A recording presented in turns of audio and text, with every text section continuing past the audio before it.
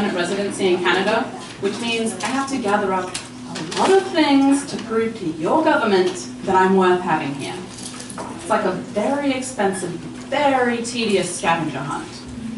And one of the things that I had to do recently was take an English test. Just, to make sure the native English speaker knows how to speak English. But hey, if I have to take a stupid test, at least, it may as well be one I don't have to study for. Now, I had to get there an hour beforehand to be processed.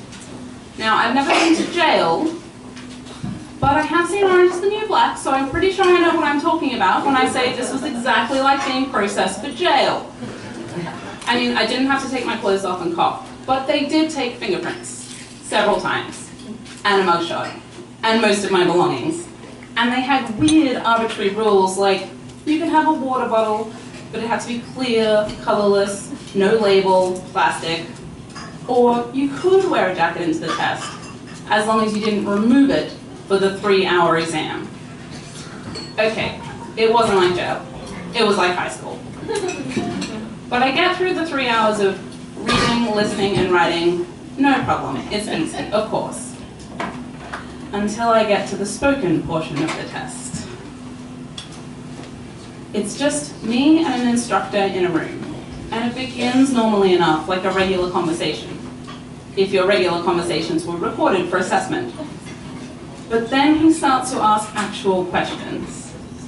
He says, please spend 2 minutes talking about an important tradition from your culture. You have 1 minute to think about it first. I stare at him, horrified.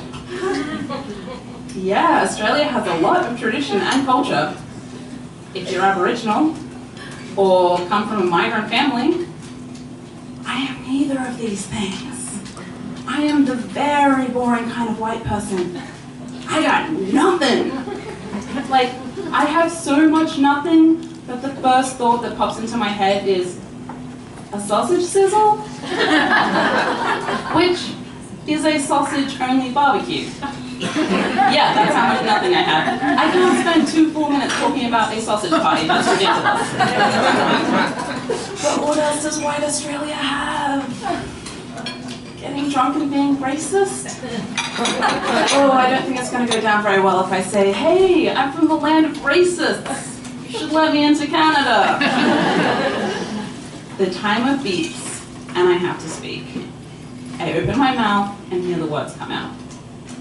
An important tradition from my culture is the sausage sizzle. Oh shit. Okay, I guess I'm committed now. The sausage sizzle is a sausage-only barbecue.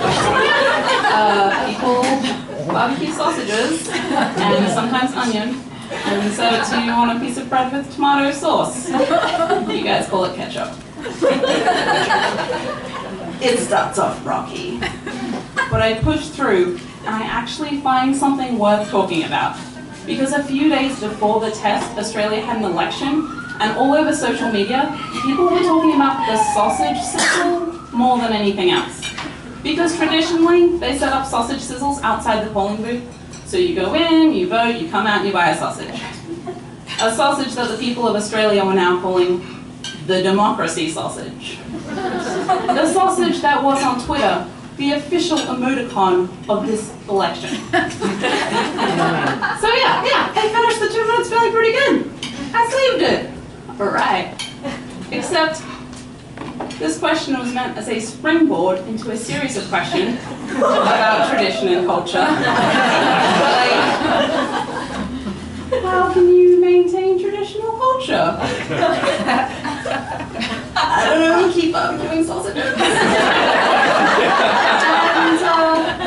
And, what are the pros and cons of like modern day culture versus traditional culture? One has more sausage. I leave the test feeling mildly concerned. 2 weeks later, the results come. Now, I was pleased that I made my instructor laugh for most of the test, but I'm pretty sure I'm not going to get marks on that. And if I don't get good marks, I have to spend another $250 to do this test again. And if I fail this test, I get kicked out of Canada for 4 years. I click the link to see my results with shaking hands. My spoken test that I was so worried about, the one I filled with sausage, full marks.